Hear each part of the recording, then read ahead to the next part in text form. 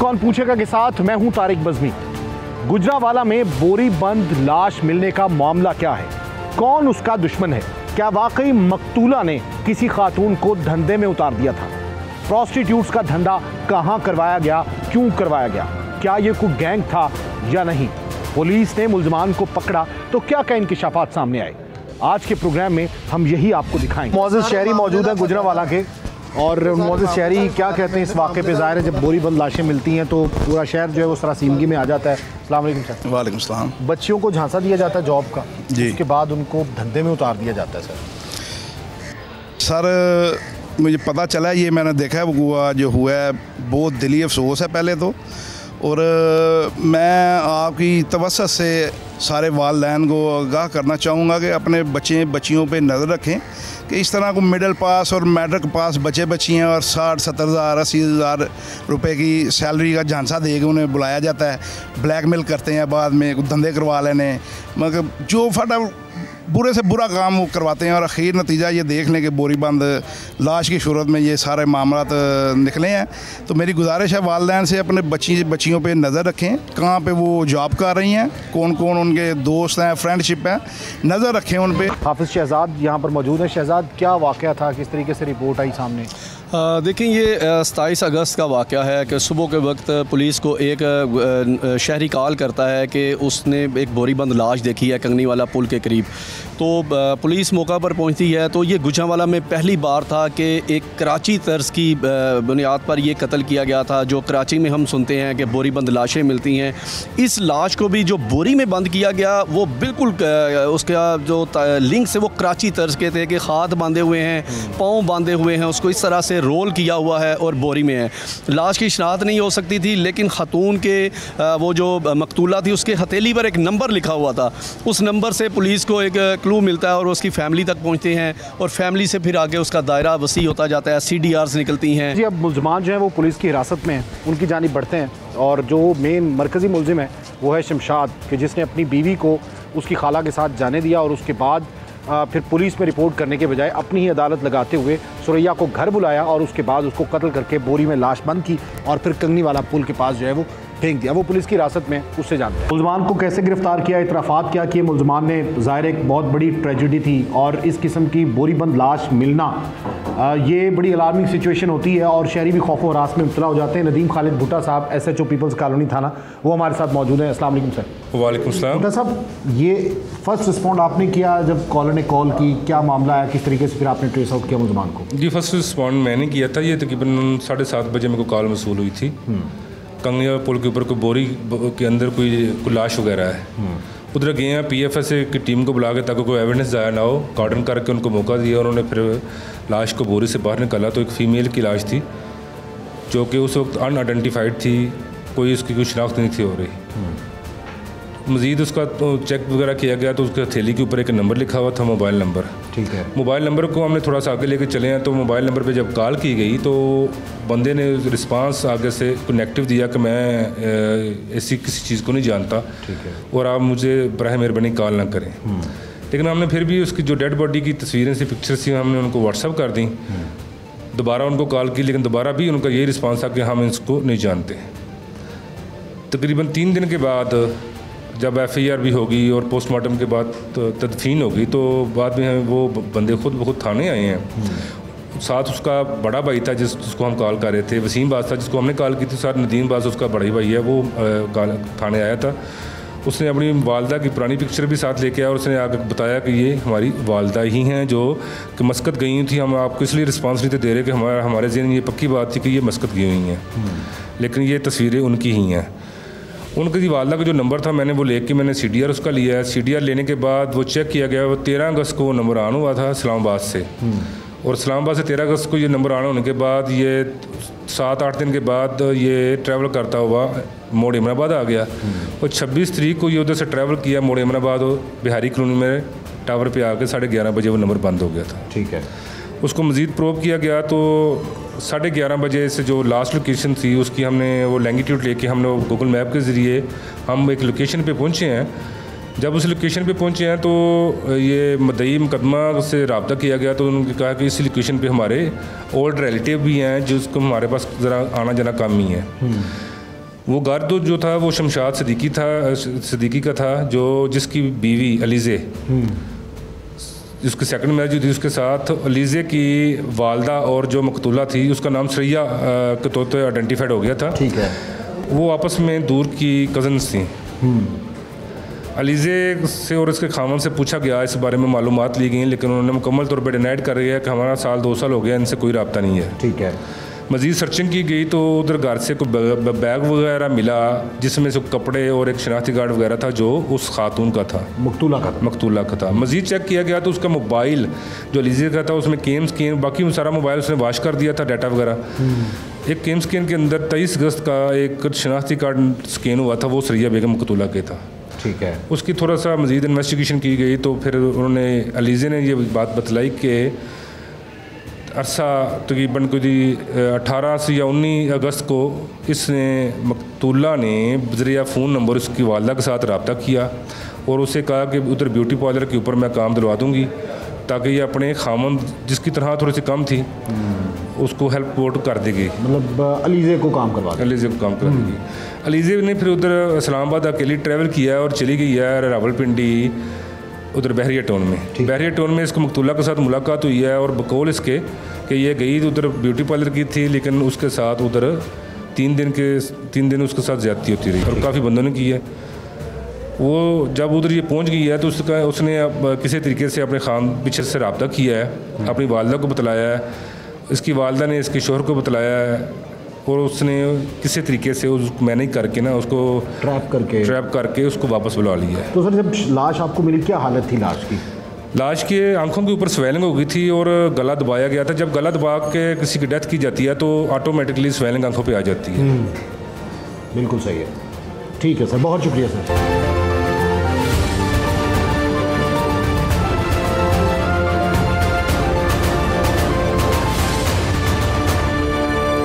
नाज़रीन, मकतूला सुरैया लाश मिलती है और उसके बाद मुलजमान गिरफ़्तार हो जाते हैं। पुलिस की गिरफ्त में ये मुलजमान शमशाद है और उसके बाद उनका बेटा अरसलान है। शमशाद नाम है, क्या उम्र है? 48 साल। 48 साल जी सर। क्या काम करते हो शमशाद? PTCL में मुलाजम है, छोटा सा PTCL में मुलाजमत करते हो। तो ये कैसे सरजद हो गया जुर्म ऐसे हो गया सर कि सुरैया नाम की जो खातून थी ना, वो बच्चियों को बड़गला कर दुबई लेकर जाती थी, उसको यूज़ करती थी, किसी बच्ची को बेच भी देती थी। इसी तरह करते करते वो मेरी मिसिज़ के साथ उसका टकराव हुआ। जब मेरी मिसिज़ के साथ उसका रब्ता हुआ रमज़ान में कोई आधे पौने घंटे के लिए, उसके बाद उसने जब मेरी मिसिज़ को बोला कि आजकल क्या कर रही हो, कोई उसने कहा कुछ नहीं करा, जॉब करना तो आ जाओ मेरे साथ दुबई में।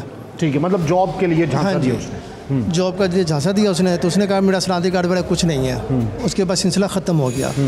अचानक ना वो पिछले माह उसने मेरी मिसेज से रब्ता किया व्हाट्सएप पे। उसने कहा मेरी ना एक ब्रांच जो है ना इस्लामाबाद में है, ठीक है, आप वहाँ पे आ जाएं, आपको बड़ा काम सिखला देते हैं, आपको सैलरी भी अच्छी मिलेगी। उसने मुझसे जिक्र किया, मैंने कहा हमारा ना सर्किट चल रहा है, चलने दो, कोई ऐसा मसला नहीं, अल्लाह गुजारा दे रहा है। लेकिन वो फिर उसकी ज़हन को इतना वाश कर चुकी तो वो एग्री हो गई। ठीक है, क्योंकि रिश्ते में खाला थी ना उसकी, दूरी आना जाना था नहीं क्या? कभी नहीं, फर्स्ट टाइम। अच्छा, तो उसने फिर उससे कहा, तो उसने मुझे कहा चले 4 दिन की बात है, मुझे पसंद आ गया, ठीक है, नहीं तो मैं वापस आ जाऊँगी। ठीक है। जब वो यहाँ से चली गई उसके बाद उसका मोबाइल बंद हो गया 6 बजे। मोबाइल बंद होने के बाद उसके साथ फिर जाती होगी रात को उसके दिन अगले दिन भी हो गई, उसके अगले दिन भी हो गई। फिर उसके बाद उसको मोबाइल हाथ लगा, यानी उसने फिर मुझे बताया कि ये मामला हुआ है। मैंने कहा आपने किसी जिक्र नहीं करना। मेरे इससे बात आपको बता दिया कि ये हुआ है। हाँ, शॉर्ट हैंड में बता दिया। खाला समझ रहे थे उसने बड़ा कुछ, हाँ बड़ा कुछ कर दिया उसने, शॉर्ट हैंड में मुझे समझा दिया। मैंने कहा कुछ ना करना, क्या मामला? कह रही यहाँ से मैं निकल नहीं सकती, 3री मंजिल है, फ्लोर है ये, एक बंदा गेट खोलता है, एक ही बंदा लॉक करता है। ठीक है, तो मैंने कहा और कुछ बोले, अब बड़ी बच्चियाँ हैं यहाँ पे, 13 साल 14 साल की बच्ची रोती हैं लेकिन गिड़गिड़ाती हैं, वो नहीं मानती। बहुत बड़ा गैंग है।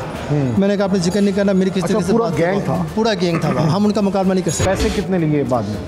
पैसे कोई पैसे नहीं मिले। उसके बकौल 12,000 रुपये दिए उसके बकौल की उसने मुझे 4,000 रुपये दिए या 3,000 रुपये दिया और 1,000 की टिकट कटा के दी उसके मेरी बेगम की। यानी आपके कहने का मतलब है कि वहाँ पे प्रोस्टिट्यूट्स थी सारी? हाँ जी, पे रखा। अगर यकीन माने मीडिया या आप लोग हमारे साथ देते हैं, वहाँ छापा मारते हैं, बहुत कुछ पकड़ाना बताते। हमारे नुमाइंदे यहाँ पे, हमारे पास तो अभी आए हैं लोग हैं, हमारे पास तो ये 2 दिन से आना शुरू है लोग। तो भाई आप यहाँ पे प्रेस क्लब जाते गुजरांवाला, यहाँ पे हमारे नुमाइंदे शहजाद हैं, हमें सर इतना तजुर्बा ही नहीं, पर नौकरी से घर से किसी को बताया ही नहीं ना, किसी से दर तो खड़काया हो? हाँ बिल्कुल, किसी दर नहीं खड़काया। किसी के पास जाते आप? मैं किसी के पास नहीं गया, मैं जो मेरी गलती है। इतना बड़ा कदम उठा लिया यार आपने, मार दिया उन्हें। बस मेरी इज्जत की खातिर। अच्छा, फिर बच्चे को कैसे शामिल किया प्लान में? बच्चे को शामिल क्या करना था, जब मैंने किसी को नहीं बताया था, उसको गोली खिला के नींद की, मैंने उसका गला दबा दिया। जब मैं हाथ पर बांधने लगा तो वो बंधा नहीं रहा था एक बंदे से। बेगम मेरी चिल्लाने रोने लग गई कि आपने क्या किया, पुलिस आज किया। मैं जो मैंने करना था कर दिया है, मेरी इज्जत से उसने खेला, मैंने उसको जान से मार दिया। आगे जो होगा देखा जाए। उतने में ये पहले कमरे में था, ये भी आ गया। अब ये रोने लग गया कि पापा ये क्या किया। मैंने बेटा बात है, जो मैंने करना था कर दिया है, अगर आप मेरे साथ इसको बोरी में डलवा दो तो मेहरबानी है आपकी। इसने डलवा के मेरे साथ जाके फेंकवा दिया। बस बच्चे का जुर्म ये है कि मेरी औलाद थी, मेरी बात मान ली, मेरी औलाद थी। ये आप दोनों का बेटा है? ये दूसरी शादी ना आपकी? हाँ, ये दूसरी नहीं, ये पहली बीवी से। अच्छा, ये पहली बीवी से। पहली बीवी से। तो पहली बीवी वो डेथ हो गई उसकी। अच्छा, उसकी डेथ हो गई, उनकी वालदा की डेथ हो गई। ये बच्चा आपके पास हो? बिल्कुल। तो उसके बाद आपने बुला के उसको कत्ल कर दिया, खौफ नहीं आया? बस उस टाइम मुझे नमाज पढ़ते हुए आपको ख्याल आया? उस टाइम मुझे जलून था बस कि मैं किसी तरीके से उसको मैं छोड़ूंगा नहीं, क्योंकि एक बच्ची नहीं थी सर, कई बच्चों की जिंदगी। भेजने से पहले आपने नहीं सोचा कि ये सुरैया कौन है? सब जानते थे कि सुरैया क्या काम करती है? मेरा कभी उनसे टच हुआ ही नहीं था। रिश्तेदारों से पूछता है ना कि सुरैया किस किस्म की? कभी भी नहीं, कोई राब्ता ही नहीं था मेरा। अचानक वो रात रही है, सुबह लेकर चली गई है वो। गुजरांवाला के अक्सर लोग जानते हैं उसे। चले, हम मुझे नहीं पता, मेरा कोई राब्ता नहीं था। इधर उधर दुबई वगैरह जाती है, लेकिन मेरा उससे कोई लिंक नहीं था। आपने जान ले ली उसकी, कातिल बन गए आप। बस जो रब का मंजूर था, जो मेरे लिए मंजूर था, मैंने कोई शर्म नहीं है आपको? बिल्कुल कोई शर्म नहीं है, क्योंकि मैंने अपनी इज्जत का बदल दिया कि हम गरीब जरूर हैं लेकिन बेगैरत नहीं। बीवी को अकेले भेजा उसके साथ, उस वक्त ख्याल नहीं आया? उसको शौक था कि मैं जॉब कर लूँगी, मेरी खाला है, उसको पूरा तमाद किया होता है। शादी को 3 साल में एक बेटा भी है मेरा उससे। अच्छा, अभी 2 साल का बेटा भी है मेरा उससे। अच्छा जी। यानी आपको गुस्सा इस बात पे है कि उसने गलत काम करवाया? गलत काम क्यों करवाया? तो बीवी उस वक्त मतलब कॉल कर देती, कह देती, बता देती? कोई मोबाइल छीन लिया ना उससे, मोबाइल छीन के उसने बंद कर दिया। तो रिश्तेदारों का बंदा कह देता कॉल करके कि सर जी, जो अभी रिश्तेदारों ने नहीं आया, उस टाइम क्या आना था, किसी ने, सबने हमारा मजाक ही उड़ाना था। तो ये दुनिया है ना, दुनिया में मजाक ही उड़ाना था और क्या, तरह तरह की बात हमारे पे उठती है। यानी अभी आपको कोई गिल्ट नहीं है, कोई शर्म नहीं है? कोई शर्म नहीं है, क्योंकि मेरी इज्जत से उसने खेला, मैंने उसकी जिंदगी। काम आपने बहुत बुरा किया, बड़ा भयानक काम किया। चलो ठीक है वो। और आप कहते फ़ख्र है आपको? फ़ख्र नहीं, बस मेरे साथ उसने जाती किया है। हमने आज तक 48 साल की उम्र में कभी किसी से बदतमीजी नहीं की। आपका नाम? अर्सलान। कितनी उम्र है? 16.5 साल का। पढ़ते हो? जी। कौन सी क्लास में? 9th। तो बेटा ये पापा को समझाना था कि ये काम नहीं करना। मुझे खुद ही नहीं पता, जब मैं दूसरे कमरे में आया देखा पापा ने ये कर दिया तो मैं भी रोने लग गया था। मैंने पापा को कहा, पापा आपने क्या किया? मैं नहीं देखा आपने, कल को पुलिस वगैरह कोई केस वगैरह होगा तो हम क्या, आप यानी कि आपको पुलिस से पकड़ लीजिएगी तो हम कहाँ पे जाएंगे? बस पापा ने कहा ना, अब क्या कर सकते हैं, जो होगा अब देखी जाएगी। उसके बाद आपका मुस्तकबिल तो ख़राब हुआ। आपका तो है क्या मुस्तकबिल? अब बच्चे का भी कर दिया आपने। बस अल्लाह मालिक। औलाद को तो हमेशा बचाता है ना बुरे कामों से? बिल्कुल बचाते हैं। औलाद आपकी है? बिल्कुल मेरी। तो इसको भी आपने बीच में झोंक दिया? बस मुझसे हो गई, मिस्टेक, गलती हो गई। अच्छा, फिर उसके बाद आपने बोरी में डलवाई लाश? जी, पापा ने कहा यानी कि बोरी में पैक करवा दो। तो मैंने यानी कि पापा के साथ मिलकर बोरी में पैक करवा के कंगनेली पुल में जाके फेंका था। जी। कितना ट्रैवल है आपके घर से उधर तक? 1 से 1.5 किलोमीटर है। 1 से 1.5 किलोमीटर। उसके बाद पता चला कि जब पुलिस छापे मार रही थी, पूछगिछ कर रही थी, गैरत में कत्ल किया ना? इंशाअल्लाह गैरत में किया। गैरत में किया। अस्तगफिरुल्लाह कहें आप? अस्तगफिरुल्लाह, गैरत में मैंने किया। गैरत में? बिल्कुल। तो वो अपनी बीवी को कुछ नहीं कहा आपने? जी, बीवी को कुछ नहीं कहा? भेज दिया, चलो जाओ, जो मर्जी करो, इसके साथ चली जाओ, उसके साथ चली जाओ? हैं? नहीं सर, ऐसी बात कोई नहीं है। मतलब उसकी खाला थी, उसको मुतासिर करके ले गई, बस उसको धोखे से ले गई वो। जो खाला कभी आई नहीं आपके पास? हाँ बिल्कुल, मैंने तो कभी देखा ही नहीं था ना उसे। तो फिर उसके पेट बार करके भेज दिया? बस बेगम को फुल एतमाद था ना उसके ऊपर कि मेरी खाला है, कोई मसला नहीं। किसी बार तो आपने भेजा? 4 दिन की बात था। इजाज़त लेके गई थी आपसे? हाँ, मुझे पूछ के गई थी कि मैं जाऊँ। मैंने देखो ना जाओ तो बेहतर है, क्योंकि हमारा गुजारा हो रहा है। कितनी तनख्वाह वैसे आपकी? मेरी सर जी तनख्वाह तो 35,000 है, लेकिन कोई ये सब मिला मिलोगे ना 48-45 52 आ जाती है। तो उसमें 3-4 लोग हैं आप? नहीं जी, 5 तो 2 साथ हैं। बेटियाँ भी हैं? हाँ जी, एक बेटी है। 4 बेटे हैं। बेटी है 12 साल की सर। अच्छा, 4 बेटे हैं? हाँ, एक बेटी। इसके अलावा भी 3 हैं? सब छोटे हैं इससे। हाँ। अच्छा, सब छोटे हैं। तो उनका ख्याल नहीं आया कि जब मैं कत्ल करूँगा पुलिस पकड़ेगी, हथकड़ी लगेगी तो मैं गया? सर जी, उस टाइम कुछ भी नहीं था मेरे जहन में। बस अब भी पछतावा नहीं हो रहा?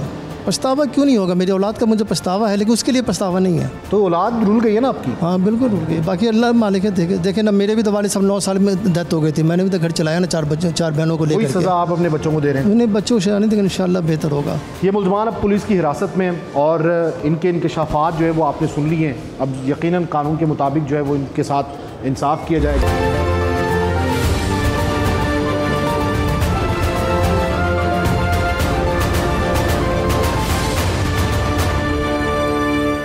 सुरैया एक गैंग चला रही थी और उसी गैंग की वजह से सुरैया ने अपने रिश्तेदारों को भी नहीं बख्शा।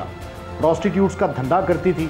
मुलजिमा जो इस वक्त है, जाहिर है जिसके साथ जो ज़्यादती हुई वो भी आपको बताएगी।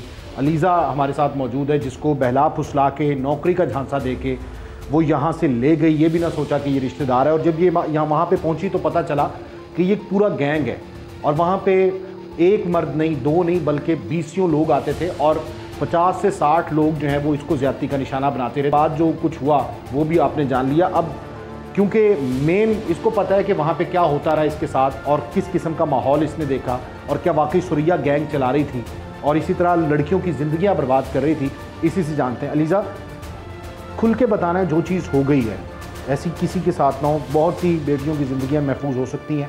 हुआ क्या था? आपको क्या कहा था कि जॉब देती हूँ मैं? सर, मैं जॉब करना चाहती थी। असल में हमारी शादीशुदा लाइफ बहुत अच्छी गुजर रही थी। तीसरा साल है मेरी शादी को, भी 3 साल कंप्लीट नहीं हुए। बस मेरे शोहर ये नहीं कि उनकी आमदनी कम है, वो जॉब कम कमाते हैं, तनख्वाह कम है, हमारा गुजारा नहीं, ऐसी बात नहीं है, लेकिन फिर भी वो बहुत परेशान रहते थे अपने हालात की वजह से। कर्ज़ कुछ ज़्यादा था। मैं सिर्फ जॉब इसलिए करना चाहती थी कि चलो थोड़ी देर जॉब करके एक जो कर्ज़ है वो उतर जाएगा। मज़ीद बढ़ता था, उतरता नहीं था। सर, मुझे नहीं पता था कि ऐसा हो जाए। मेरी तालीम भी इतनी नहीं है, मैं अपनी तालीम के हिसाब से मुझे जॉब नहीं मिलती। क्या थी। तालीम है आपकी? मेरी 9th है, लेकिन अभी 9th के मतलब बोर्ड के पेपर मैंने नहीं दिए। अच्छा। उस हिसाब से मुझे क्या जॉब मिल सकती है? तो कोई जॉब नहीं मिल सकती, लेकिन फिर भी मुझे काफ़ी जगह से जॉब की ऑफर्स आई थी, लेकिन सैलरी कम होने की वजह से मैं नहीं कर सकती। कितनी सैलरी की ऑफर हुई थी आपको? 10 से 15, इससे ज़्यादा नहीं। जब मैंने इससे इतना कर लेना, फिर मैंने घर में जो खाना पीना मुश्किल हो जा रहा था। मेरा 2 साल का बेटा है छोटा। तो सर, मेरी तकरीबन ना रमज़ान में सुरैया जो मेरी रिश्ते में खाला लगती थी, उनसे मेरी मुलाकात हुई थी। वैसे तो वो हमारी रिश्तेदार थी, आना जाना था, लेकिन यहाँ बहुत कम आती थी वो। अपने मकान के सिलसिले में वो यहाँ आई थी तो मेरी अम्मी के घर में, तो वहाँ मेरी मुलाकात हुई थी उनसे। ऐसी बातों में जॉब की बात हो गई थी। तो उन्होंने कहा कि फिर मेरी उनसे अकेले में बात हुई घर में ही। ऑफर क्या की उन्होंने कहा कि मेरा पार्लर का काम है यहाँ। सबको सर, हम पूरी फैमिली को सबको उन्होंने यही बताया था कि मेरा दुबई में पार्लर का काम है। अच्छा। मैं पार्लर का काम करती हूँ, लेकिन जबकि ऐसा कुछ भी नहीं था। हमें उन्होंने यही बताया था, किसी को कुछ नहीं पता। आप झांसे में आ गई, चली गई? मैं चली गई साथ। मैं उनके साथ 60,000 रुपये डन हुए? जी, मतलब किस सैलरी में? 60,000? हाँ जी। उन्होंने कहा था हम तो आपने ये बताया उसे कि आपको पार्लर का काम नहीं आता? मैंने उन्हें बताया था, जब मुझे एक काम नहीं आता मैं कैसे जा सकती हूँ। उन्होंने कहा था नहीं आता ना, कोई बात नहीं, तो वहाँ हमारे कपड़े वगैरह प्रेस कर देना या खाना वगैरह बना देना और वक्त के साथ साथ सीखती भी रहना। मैंने कहा चलो मुझे एक हुनर भी आ जाएगा, सैलरी यही रहेगी। मेरे हस्बैंड नहीं मान रहे थे। उन्होंने कहा कि मैंने अपनी पूरी लाइफ में आज तक कभी ऐसा नहीं देखा कि इतनी ज़्यादा सैलरी किसी को, लेकिन मुझे नहीं पता था। मेरी एज अभी इतनी ज़्यादा नहीं है, मेरी 21 साल एज है।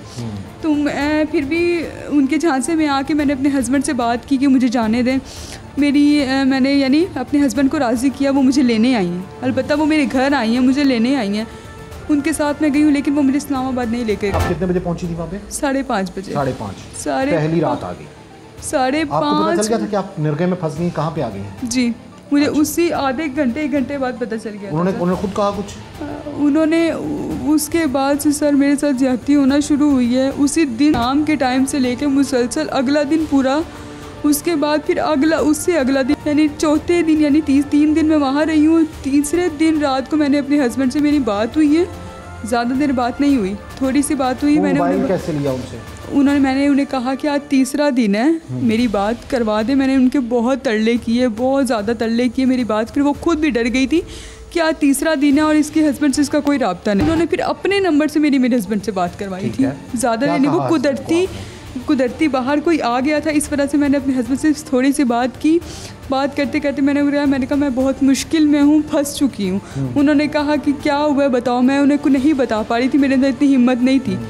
फिर भी मैंने कहा कह रहे कुछ गलत हुआ। मैंने कहा हाँ जी, बस मैंने इतना उन्हें बताया है, वो समझ गए थे मेरे हस्बैंड। तो उसके बाद उसने वापस आने कैसे दिया आपको? वापस इस तरह आने दिया कि वो मुझे बाहर लेके जाना चाहती थी ना दुबई पे, मेरा आईडी कार्ड नहीं बना हुआ। वो कहती थी कि ना आईडी कार्ड, मेरे हस्बैंड ने कहा कि ठीक है। मेरे हस्बैंड ने फिर उनसे बात की, अगले यानी उसी टाइम तकरीबन रात के टाइम मेरे हस्बैंड ने उनसे बात की। उन्होंने कहा कि अलीज़ा का आईडी कार्ड का टोकन मिल गया, तो आप किसी तरह उसे लेके आ जाएं। ठीक है। मेरे हस्बैंड ने कहा, तो कह रही अभी वो फिर ना कह रही है अच्छा मैं आपको सुबह बताऊंगी। फिर वो सोचने लगी, कह रही इतने दिनों में आईडी कार्ड नहीं बना, आप कैसे बने? मैंने कहा चले जाने दे, क्या पता आईडी कार्ड बन जाए, मैं आपके साथ बाहर चली जाऊँगी। चली जाऊँगी आपके साथ। मुझे आना तो था वहाँ से। मैं उन किसी बहाना कर बड़ी मुश्किलों से तरला करके मेरे हस्बैंड ने काफ़ी कॉल्स की उन्हें। फिर वो मुझे उन्होंने अगले दिन सुबह बिठा दिया, ठीक है, गाड़ी पे। उसके बाद उन्होंने कहा कि तुम जा तो रही हो, अगर तुमने किसी को कुछ बताया ना तो तुम्हारी ज़िंदगी मैं बर्बाद कर दूँगी। मैं किसी को नहीं बताऊँगी। मैंने उन्हें इत्मीनान में लिया कि मैं किसी को कुछ नहीं बताऊंगी। वो इसलिए सर क्योंकि मेरी दूसरी शादी वो नहीं है, मेरी अम्मी और नाना वो बहुत बूढ़े हैं, आगे पीछे हमारा कोई भी नहीं है। मैं डरती थी कि अगर मेरा हुआ तो मेरा ये घर भी ख़राब हो जाएगा, मैं कहाँ जाऊँगी, मैं इस डर से। लेकिन फिर भी मैंने अपने शोहर को इसलिए बताया क्योंकि कल को अगर मेरे शोहर को पता चल जाता तो वो शक में आ जाए। मैंने उन्हें सारी बात बता दी। खाना वगैरह टाइम पे देते थे? नहीं, कुछ भी नहीं सर, बिल्कुल भी नहीं। लोगों ने ज्यादती की आपके साथ? सर मैं बिल्कुल नहीं बता सकती आपको, क्योंकि 1 2 हो या 3 4 हो या 5 10 हो तो गिनती में आते हैं। मेरी हालत इतनी ख़राब हो चुकी थी ना सर कि मैं आपको बता नहीं सकती। फिर यहाँ पे जब आई हूँ लारी अड्डे पे मेरे हस्बैंड ने मेरी हालत देख लो, वो मुझे अगले दिन शाम को मैं घर आई हूँ, सुबह ही मुझे हॉस्पिटल लेके चले गए हैं। वहाँ मेरा ट्रीटमेंट चलता रहा है सर। उसके बाद मेरी हालत बहुत, उसके बाद फिर ये मामला हो गया कि मैं यहाँ आ गई। रोका नहीं वैसे जुल्म? सर मुझे पता होता मैं उन्हें कभी भी ना बताती। आपको नहीं बताया हस्बैंड ने कि मैं बुलवा रहा हूँ उसको? कुछ भी नहीं बताया सर। मुझे अगर पता होता ना तो मैं उन्हें यहाँ पे आने ही ना देती, अपनी खाला को यहाँ आने ही ना देती अगर मुझे पता होता कि मेरे हस्बैंड ने इतना कुछ सोचा हुआ है। पूरी फैमिली मुश्किल में आपकी।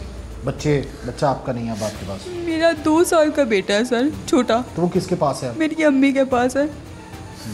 मैं अगर मुझे पता होता ना मेरे हस्बैंड ने इतना कुछ सोचा हुआ है, मेरी हालत जब उन्होंने देखी ना तो उन्होंने ठान ली मैंने ऐसा करना है।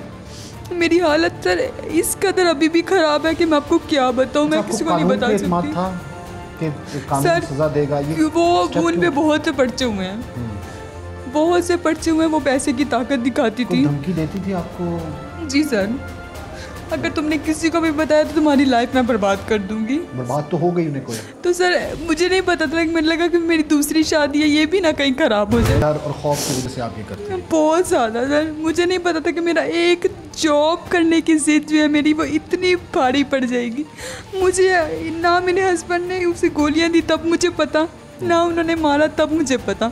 अगर मुझे पता होता मैं उन्हें काम ही ना करने देती। मैं यहाँ आ गई, उन्हें वो सज़ा, मुझे वहाँ सज़ा अलग मिली है, यहाँ की सज़ा अलग। उसके बाद उन्होंने मुझे वहाँ भेज दिया, वहाँ भी अब मैं सज़ा अलग काट रही हूँ। सेफ जगह पे आ गई ना, जो कुछ हो रहा था बाहर की दुनिया कर रही थी आपके साथ, पुलिस तो आपके साथ ठीक रह रही है। ज़ाहिर आप लोग पहले पुलिस के पास आ जाते, आपको ये काम नहीं करना पड़ता कत्ल वाला। सर वो मेरे हस्बैंड को भरोसा नहीं था। आपने कभी कहा हस्बैंड को कि अब जब बता दिया तो चलो पुलिस के पास, थाने चलते हैं? नहीं। क्यों? मैंने उन्हें कहा, मैं डरती थी सर कि पुलिस से? पुलिस से नहीं, इज्जत से। वो तो चली गई थी, वो तो चली गई सर, वो तो चली गई। मुझे अगर पता होता ना ऐसा कुछ होगा मैं इन्हें ना बताती। मेरे साथ जो हुआ मैं उन्हें ना बताती, मैं अपने आप को किसी ना किसी तरह दूर रखती, मैं इन्हें ना बताती। क्योंकि सर इनके छोटे छोटे से बच्चे हैं, माँ तो इनकी चली गई है, बच्चों कम से कम इन्होंने आज तक मेरे हस्बैंड ने कभी मोहल्ले में लड़ाई तक नहीं की और इतना बड़ा काम कर दिया है। लेकिन ना मुझे पता ना मेरे बेटे को पता। उन बच्चियों के लिए क्या मैसेज है? अल्लाह ताला आपके ज़ख्म भरे, आपके मेरे दिल को सुकून दे। मेरे सामने सर मेरे हस्बैंड ने ज़्यादा ये काम गुस्से में तब किया जब मैंने उन्हें ये बात बताई कि मेरे सामने लड़कियां रोती थी, उनके पाँव पड़ती थी। वहाँ पे लड़कियां रोती थी? 13 साल की बच्ची सर कितनी बड़ी होगी आप खुद बताएं। 13 साल की बच्ची, वो उसे बाहर लेकर गई थी, उस बच्ची का कोई अता पता नहीं वो कहाँ पे है। मुझे ये बात वहाँ जाके पता चली। कितनी बच्चियाँ थी वहाँ पे? 3 4 होंगी सर, बाकी वो दुबई में थी सारी। कौन रहता था बच्चियों का भी? मर्दों का तो जाहिर रहता था। नहीं सर, बच्चियाँ वहीं होती थी। बच्चियाँ इधर ही होती थी? जी। और सबको ऐसे ही लेके आई हुई थी? बिल्कुल, मेरे सामने बच्चियाँ रोती थी, कितनियों की ज़िंदगी बर्बाद हो चुकी थी। और अगर वो ना मरती ना, मुझसे मेरे हस्बैंड ना मारते तो 2 से 3 की ज़िंदगी और बर्बाद हो। कौन सा गैंग बंद हो गया होगा या उन्होंने काम छोड़ दिया होगा जो 2-3 लोग हैं? पता नहीं सर, मुझे नहीं पता बिल्कुल भी। एक कोई कला कमा किया ना, कानून भी सज़ा ही देता उसे या नहीं? पता नहीं सर, वो पैसे की ताकत दिखाती थी, पैसे की ताकत। वो उन पे पहले भी पर्चा, वो पैसे की ताकत दिखाती थी। अलीज़ा इस वक्त काफ़ी परेशान है और जो रुदाद इसने बताई है ये उन बच्चियों के लिए एक बड़ा मैसेज है कि जो इस किस्म की जॉब के लालच में आके होता है सर, जिस हाल में भी है मैं कहती हूँ बस उसी में अल्लाह का शुक्र अदा है ना। कभी ये लालच नहीं करना चाहिए, कभी भी नहीं, बिल्कुल भी नहीं। दुनिया बहुत बुरी है, बहुत ज़्यादा बुरी है। अच्छा अलीज़ा, वैसे बंदे को सोचता है ना कि इतनी बड़ी ऑफर हो गई है 60,000 रुपये तनख्वाह, मुझे तो पता आपके ज़हन में नहीं आया कि ये कोई गलत काम सर, है? मुझे बिल्कुल नहीं पता था। मुझे क्या पता था कि वो इतनी मेरी अपनी होगी मेरे साथ ऐसा करेगी। कम से कम थोड़ा सा एहसास कर लेते। उनकी फैमिली को भी एहसास नहीं आया कि मेरे साथ क्या तकलीफ़ हुई है, उन्हें इस चीज़ का एहसास नहीं आया। ऊपर से मैं तो बेगुनाह हूँ, मेरे मियाँ ने तो बस चलो चिल्लम कबूल किया अपना कि मैंने उन्हें हाथ तक भी नहीं लगाया सर। मुझे किस चीज़ की सज़ा मिली है? खेल में इन्वॉल्व हो गई हो ना आप अलीज़ा। आप जैसी वापस आई थी फ़ौरन आप पुलिस के पास आती, पुलिस DNA करवाती, वो लोग ना बच पाते किसी सूरत भी। या आपको पता है कि IG साहब की क्या इंस्ट्रक्शंस है औरत के बारे में? मैंने ये बात अपनी अम्मी को भी नहीं बताई थी। इसलिए नहीं बताई थी कि अम्मी है मेरी, फिर वो गुस्से में आके ज़्यादा हुई, मैं अपनी इज्जत बचाना चाहती थी सर। मैंने ये बात अम्मी मेरी को भी नहीं पता थी, ये बात मेरी अम्मी को भी बाद में पता चली है। अब बताए मैं अपनी अम्मी को नहीं बता सकता, आगे मैं किसको बता? सिर्फ मेरे मियाँ को पता थी और बच्चों को भी नहीं पता थी। ये उन मैसेज है उन तमाम लड़कियों के लिए कि जो ऑफ़र लेके बड़ी बड़ी सैलरीज़ की बाहर जाते हैं, तो ऐसा कुछ हो सकता है। आप में कितनी काबिलियत है, आप में कितनी काबिलियत है, आप किस काबिल हैं, या आप कितनी सैलरी डिज़र्व करते हैं। अगर इस किस्म की कोई जॉब हो और बड़ी सिक्योर हो तो आप उसको वेलकम कह सकते हैं, उसको ज्वाइन कर सकते हैं। लेकिन अगर आप इस किस्म के लालच में आ जाते हैं तो फिर ऐसा ही हाल होता है जैसी दर्दनाक स्टोरी अलीज़ा ने हमें सुनाई है। अल्लाह ताला तमाम बच्चियों को, तमाम की बहनों को जो है महफूज रहे। शहर से बोरीबंद लाश मिलती है, उसके बाद अज्यूम किया जाता है कि शायद यहाँ पर भी कोई इसी किस्म की एक्टिविटीज़ आएंगी और मज़ीद खौफ और हरास जो है वो शहर में फैलेगा। लेकिन पुलिस ने फैलने ना दिया और उसका कला कमा किया। बाद में मुलजमान गिरफ़्तार भी हुए, तफ्तीश क्या हुई, इंकशाफात क्या हुए, किस तरीके से ट्रेस आउट किया, क्या स्ट्रेटजी अपनाई और क्या तरीक़ाकार जो है वो पुलिस ने अडॉप्ट किया जिससे इतने जल्द मुलजमान भी ट्रेस आउट हो गए और वो पाबंद सलासिल भी हैं। इस बारे में बात करेंगे। SP civil line Rizwan Tariq साहब हमारे साथ मौजूद हैं। अस्सलाम वालेकुम सर। जी वालेकुम सलाम। सर, एक तो सबसे पहली बात कि ज़ाहिर है बहुत सी किस्म के वाक़यात होते हैं और जब वाक़या हो जाता है तो पुलिस उसके बाद इन्वॉल्व ज़ाहिर होती है जराइम की रोकथाम के लिए। तो ये जब मामला सामने आया पुलिस ने किस तरीके से रिस्पॉन्ड किया? जी, ये 27 अगस्त को सुबह 9 बजे के करीब हमें एक राहगीर ने इतला दी कि एक बोरी बंद लाश जो है वो मिली है कंगनीवाला पुल के करीब। इस पर पुलिस हरकत में आई, इस पर मुकदमा नंबर 1296/23 दर्ज किया गया। और ये चूँकि एक डबल ब्लाइंड मर्डर था, डबल ब्लाइंड का मतलब ये है कि इसमें विक्टिम की शनाख्त भी नहीं थी और इसमें एक्यूज़ की शनाख्त भी नहीं थी। ठीक है। तो विक्टिम को शनाख्त करने के लिए जब बॉडी का मुलायजा किया गया तो उसके हाथ पर एक नंबर लिखा हुआ था। उस मोबाइल नंबर को ट्रेस करते करते पुलिस इस नतीजे पर पहुंची कि इस लाश का नाम, ठीक, की उम्र तकरीबन 55 से 60 साल के करीब थी। और ये जब पता चला, इस केस में मज़ीद तफ्तीश आगे बढ़ी तो ये पता चला कि इस खातून को जिस शख्स ने मर्डर किया है वो शख्स भी सामने आ गया, उसको गिरफ़्तार कर लिया गया और इस सारे केस के हक़ाइक़ जो हैं वो खुल गए। और इसकी तफसील इस तरह से है कि ये खातून जिसका नाम भी है, इसको कत्ल करने वाले इसके करीबी रिश्तेदार, यानी कि इसकी रिश्ते में वो खातून भांजी लगती है जिसका नाम अलीज़ा है, ठीक है, उसके हस्बैंड ने इसको मर्डर किया। तो वजह अनाद क्या थी सर? जी, वजह अनाद ये थी कि ये जो खातून हैं इन्होंने अलीज़ा बीबी को नौकरी का झांसा देकर पिंडी में टाउन के इलाके में उस निजी फ्लैट के अंदर उसको वहाँ पर लेकर गई और 2-3 दिन तक वहाँ पर उसको प्रोस्टिट्यूशन का जो काम है उससे वो करवा। अब उस प्रोस्टिट्यूशन के काम में कोई लेन देन का या पैसों के ऊपर इनका आपस में तनाज़ा हो गया, जिस पर यह खातून अलीज़ा जो है ये वापस आ गई। ठीक है। जब ये 3 दिन पिंडी में गुजारने के बाद वापस आई तो वापस आकर इसने अपने हस्बैंड शमशाद को ये सारी सूरत हाल बताई, जिस पर इन्होंने प्लानिंग शुरू कर दी कि अब इसको हमने अपने घर बुलाकर इसका मर्डर करना। 3 दिन वहाँ पे रहना और उसकी रिपोर्ट ना करना, इसका मतलब अलीज़ा अपनी रजामंदी से वहाँ पे गई थी?